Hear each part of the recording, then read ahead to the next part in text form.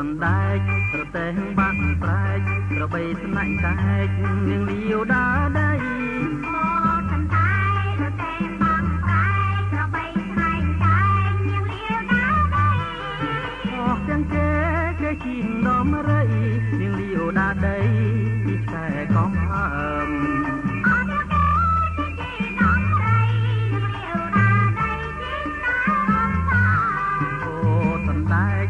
ជីងក៏ខែកឯជីងក៏ខែកទេជីងក៏រុយ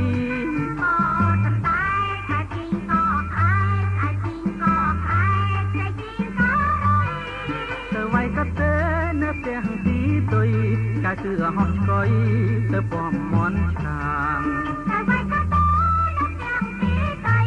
កាយគឺហោះស្គយទៅពំមន់ឆាងអូសណ្ដែកទៅលេងវត្តឯកទៅលេងវត្តឯកមុនចូលឆ្នាំថ្មី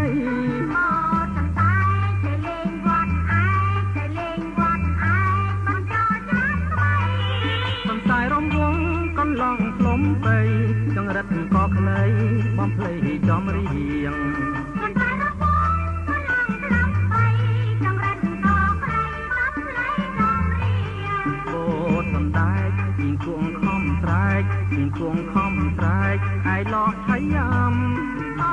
សណ្ដែកជីងគួងខំស្រែកជីងគួងខំស្រែកឯឡោះឆៃយ៉ាំតែលោតបាយក្នុងបន់ចូលឆ្នាំប្រជុំគ្នារំចង្វាក់រំវង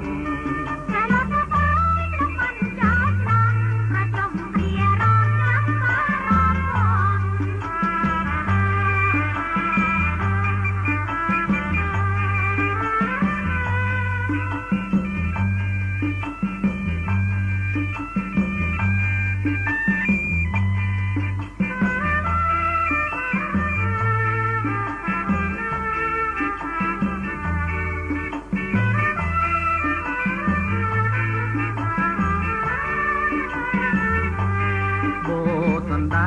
ទៅលេងវត្តឯកទៅលេងវត្តឯកបន់ចូលឆ្នាំថ្មី